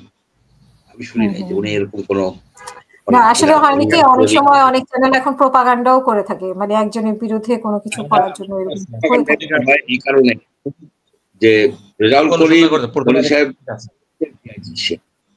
সে ঢাকা রেঞ্জের ডিআইজি, শিবচর থানা তার অধীনে, একেবারে ডাইরেক্ট অধীনে। কিন্তু উনি সেখানে কোন রকম হস্তক্ষেপ করছেন বা তার কথা বলে কেউ গ্রেপ্তার হয়েছেন বা ইয়ে হয়েছেন, মানে সাম্রাজ্য তো দূরের কথা, উনার কোন রকমের অ্যাক্টিভিটিস তো আমরা দেখি না ওই শিবচরে। এই ধরনের এটা আমার কাছে খুব মনে হলো না। মানে হয়তো আমি জানি না, আমি তো শিবচরের খোঁজ যাই খবর হোক, রাখি। আমার কাছে যে ভিডিওটা পাঠিয়েছে মানে যে চ্যানেলের, আমি পাঠাবো নি আপনাকে, তারপরে না আমরা পরে না আমি একটু বলছি খোঁজ খবর নিই। দুদক তার অ্যাকাউন্ট সিজ করছে, আমরা দেখতে চাই ঘটনাটা কি, আমরা কোনো মন্তব্য করবো না, লেট আস সি। কার অ্যাকাউন্ট সিজ করছে? রেজাউল করিম মল্লিকের, তার ওয়াইফ এবং তার অ্যাকাউন্ট। আচ্ছা, প্রথম আলোর আচ্ছা, এটা আমি দেখি নাই, কিন্তু কোশ্চেনটা হলো কি, দেখেন উনি কিন্তু 100 টাকার ছিলেন, এই ডিএমপির কমিশনার হয়েছিলেন, উনি ডিএমপির কমিশনার ছিলেন। পরে নানাবিধ বিষয়ে ওনাকে কিন্তু ডিএমপি থেকে সরিয়ে দেওয়া হয়েছিল। পরবর্তীতে উনি আবার আসছেন, এবং উনি একজন আমাদের এলাকার লোক, উনি অত্যন্ত সজ্জন একজন ব্যক্তি। উনি যে কোনো বড় ধরনের কোনো দুর্নীতির সাথে জড়িত এ ধরনের কথাবার্তা শোনা যায় নাই। এখন ষড়যন্ত্র হতে পারেন, উনি ষড়যন্ত্রের শিকার হতে পারেন। একবার ষড়যন্ত্রের শিকার হয়েছেন যে ওনাকে ডিএমপি কমিশনার থেকে হঠাৎ করে সরিয়ে দেওয়া হয়েছে। আরেকটা জিনিস আমি আপনাদেরকে বলি, উনি একসময় ছাত্র দলের একজন নেতা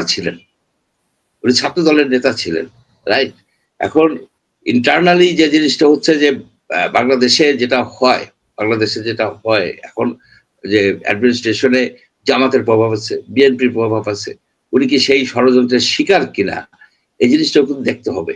উনি একজন দুর্নীতিবাজ লোক, একজন এই ব্লেম ওনাকে দেওয়া যাবে না, এটা দেওয়া যাবে না। শিবচরে ওনার বাড়িঘর তো নর্মাল, আগের যে বাড়িঘর ছিল ওরা একটা ভালো ফ্যামিলি। ওনার ফাদার খুব নামকরা ব্যক্তি ছিলেন, এবং ওনার পরিবার ভালো একটা পরিবার। তারা যে মানুষজনের উপরে টর্চার করে বা কিছু করে, এ ধরনের একটা রিপোর্টও তো আমি শুনি নাই শিবচরে। তাহলে এই জিনিসটা অ্যাকাউন্ট সিজ করাইতে পারে, হতে পারে সরানো, তো অ্যাকাউন্ট সিজ করলে অসুবিধাটা কি? দেখলো কত টাকা আছে। অসংখ্য ধন্যবাদ। সাইদ ভাই, শেষ করবেন প্লিজ, আপনার শেষ বক্তব্য। আমার শেষ কথা হচ্ছে একটাই, আমার কাছে এই সরকার হচ্ছে ক্রাইসিস গভর্নমেন্ট। এটা ইন্টারিম গভর্নমেন্ট না, ক্যাটার গভর্নমেন্ট না। আর ক্রাইসিস গভর্নমেন্ট কখনো কোনো দায়িত্ব পালনের ক্ষেত্রে কোনো শর্তে বাধ্যবাধকতা থাকে না। ডক্টর ইউনূস কিন্তু কোনো শর্তে বাধা না, উনি সবকিছু করতে পারেন, এবং প্রত্যেকটা দল কিন্তু তাকে সমর্থন দিয়ে যাচ্ছে। অর্থাৎ এটাও একটা কারণ আছে, এন্ডোর্স করে যাচ্ছে কিন্তু তারা। এই প্রেক্ষাপটে যে চুক্তিগুলি করতেছে, এই চুক্তিগুলো আমাদের দৃশ্য মনে হবে তার কাজ না, কিন্তু যেহেতু সংক্ষিপ্ত সময়ের মধ্যে সে চাচ্ছে কিছু কাজ করে যায়, এবং এটার পিছনে তার যে সমর্থন আছে সরাসরি। এই যে কিছু কাজ করে যায়, এটা তো নাও করতে পারতেন। এখন তিনি মনে করতেছেন আমি না করলে কেউ পারবে না। খেয়াল করেন কিন্তু এই যে আমি না করলে পারবে কেন বলতে পারতেছে, অতীত বলতেছে কোন দল ক্ষমতায় যে নিজের দল ছাড়া কেউ চেনে না। এখন ইউনূস সাহেব যেভাবে চিনল এই কাজ করে যাওয়ার ব্যাপারে, এইখানে বিতর্ক আসবে। ভবিষ্যতে যে বললেন কেস হইতে পারে, অনেকগুলো কেস হতে পারে এখানে, কিন্তু যত কেস যাই কিছু একবার যদি হাত ছাড়া হয়ে যায়, ওটা সহজে কিন্তু রিপে করা যাবে। আমি 25 বছর চুক্তির কথা বলেছি আপনাকে, হয় না। এই হাত ছাড়া হয়ে গেলে আপনাকে ড্যামের সেই ক্ষতিপূরণ দিতে হবে। কিন্তু আমাদের সামনে কিন্তু বিরাট ভবিষ্যৎ বে বেঙ্গলকে নিয়ে। আমরা শুরুতে যদি বন্দরগুলি নিয়ে অন্যের হাত তুলে দিই, আমরা কিন্তু বন্দরের কাছে হয়ে যাবো কি অতিথি হয়ে যাবো। আমার ভূমিতে আমি অতিথি হয়ে যাবো। কিন্তু এই বন্দর নিয়ে যে খেলা হবে না, ওই যে বৈদেশিক শক্তির বসে রয়েছে, কোন বন্দরে কি আসবে কি যাবে, আপনি যেভাবেই দেখেন না কেন, আমরা তো চরিত্র ভালো না। বাঙালি তো একটা হিসাব হলো কি সহজে দুর্নীতির সাথে যুক্ত করে ফেলায়। এখন যুক্ত হয়ে যদি আমি ওই শক্তির সাথে কাজ করি, ওরার কিছু নাই তো। আর বিদেশিরা তো একটা জিনিস হলো কি সহজে আপনাকে কিন্তু দুর্নীতিকরণ করে ফেলে। ওরা শোনে তৃতীয় বিশ্ব নিয়ে ওরা ভাবে এটাকে ইন্টারল্যান্ড, এটা শোষণের জায়গা আমাদের, এবং সেটি হবে। কিন্তু আমি এই জন্যই শঙ্কিত, আমাদের বন্দরগুলো খুব পটেনশিয়াল, কিন্তু আমরা ইচ্ছা করলে এগুলি হয়তো চেষ্টা করলে পারতাম, কেন পারি নাই 100টা প্রশ্ন। এই দোষটা হলো মূলত রাজনীতিবিদদের। এই রাজনীতিবিদরা দেশটা শেষ করে দিয়েছে। এই রাজনীতিবিদদের কারণে, অদক্ষতার কারণে সেগুলো হচ্ছে। ইউনূস সাহেব সুযোগ পাইতো না যে রাজনীতিবিদদের দক্ষতা পরিচালিত। আপনি ধিক দেন সেই রাজনীতিবিদদের যারা দেশের স্বার্থ চিন্তা করতে করে না, বাস্তবে মুখে মুখে করে। কিন্তু আপনি কিন্তু কি করবেন? এই সুযোগটা সে কেন পেল? এই জন্যই পেয়েছে যে কেউ কিছু বলছে না। মঞ্জু ভাই, সবচেয়ে বড় দুঃখ কিন্তু এখানেই। এই রাজনীতিবিদের কথা বলছেন তো, আমি আরো জোরতে একটা কথা বলি, সময় শেষ। আমাকে একটা দল দেখান, আমি জামাত ইসলাম করি না, আমি এটা বুঝিও না। ছাত্র জীবনে আমাদের সাথে ছিল কামরুজ্জামান সভাপতি, ছিল তাহের, ছিল আমার সবাই ঘনিষ্ঠ লোক ছিল, বন্ধু বান্ধব ছিল, তো আমাদের ঘনিষ্ঠ লোক ছিল।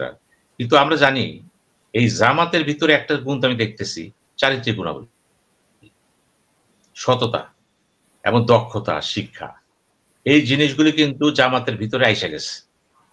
এই গুণগুলি যদি অন্য দলে যায়, জামাত হারাই যাবে। কিন্তু জামাতের যে গুণগুলো আছে, গুণগুলি যদি আজকে বিএনপি ধারণ করতে পারে, যে চাঁদাবাজি করবো না, ঘুষ খাবো না, অন্যায় করবো না, আল্লাহকে ডাকবো, যে যে ধর্মে থাকেন ধর্মে ডাকবো, মানুষের সাথে খারাপ ব্যবহার করবো না, এবং আমি স্মাগলিং করবো না, চোরাচালানি করবো না, মানি পাচার করবো না, এই জিনিসগুলি যদি অন্য দলে যদি, এই পর্যন্ত দেখা যাচ্ছে জামাতের ভিতরে যে ক্যাডার সিস্টেমটা আছে, জবাবদি সিস্টেমটা আছে, কিন্তু স্বচ্ছতার সিস্টেমটা আছে, কিন্তু এই গুণগুলি যদি অন্য দল ধারণ করতে পারে, বাংলাদেশ কিন্তু গোল্ডেন, মানে সোনার বাংলা হয়ে যাবে। কিন্তু যেহেতু আজকে জামাত আগাচ্ছে কেন, শুধুমাত্র তার দলীয় কর্মকাণ্ড, ওই যে বললাম মানুষের কাছে পরিস্থিতি কি পাইছে, এরা ভালো, এরা ভালো কাজ করে, সৎ কাজ করে, কোচিং সেন্টার কারা চালায়, এরাই তো চালায়। এবং এরা কিন্তু বেকার না, এরা কিন্তু সবাই কিন্তু কর্মের সাথে যুক্ত। এই কোচিং সেন্টারে এই জিনিসগুলো ঘটছে। আমার একটা দুঃখ, কিন্তু জামাত ইসলামকে এই মুহূর্তে ট্যাগ করতে পারে কে? Tackle BNP. এখন বিএনপি কে যদি আদর্শিক কাটাকড়ি দাঁড় করান, জামাতের কাছে জামাত পাবে 60%, বিএনপি পাবে 25% ভোট। ওই ক্যাটাগরিতে বলছে। আমি এটা চাই না। আমি চাই বিএনপির ভিতরে সে আদর্শ গড়ে উঠুক, নেতৃত্ব গড়ে উঠুক, ক্ষমতার মোহনা, ক্ষমতার সেবা এটা গড়ে উঠুক। আপনি দেখবেন জামাতের যে বক্তৃতা দেখেননি, ওদের বক্তৃতা যে প্যাটার্নটা, যে বিষয়বস্তু, তাত্ত্বিক বিশ্লেষণ, আর অন্য দলে দেখেন তো ইমোশন, খালি ইমোশন, অবাস্তব কথাবার্তা, এই জিনিসগুলো কিন্তু আজকে আমাদের সামনে এসে গেছে। জামাতও ইমোশন দেখায় যে মহিলাদের 8 ঘন্টা জায়গায় 5 ঘন্টা করবে, তারপরে মহিলাদের জন্য এই করবে সেই করবে, বিভিন্ন ধরনের অফার দিয়ে থাকে। তো এখানেও তো একটা ইমোশনের ব্ল্যাকমেল করার চেষ্টা। ইমোশন থাকে, ইমোশন। আমি বলছি আপনার ব্যক্তিগত যে অবয়বটা, তারপরে অনেকে বলে জান্নাতের উদাহরণ দেখায়, জান্নাতে যেতে পারে দাঁড়িপাল্লায়। এটা কিন্তু আবেগঘন কথাবার্তা বলে ফেলে। আমি জামাতের সমর্থন করতে, আমি বলছি জামাতের যে পরিচিতি আসছে, ব্যক্তি পরিচিতি বলছি সবাই, ওই পরিচিতিটা কিন্তু সব দলে দরকার, সব দলে দরকার। এই জিনিসটা কিন্তু আমাদের নাই।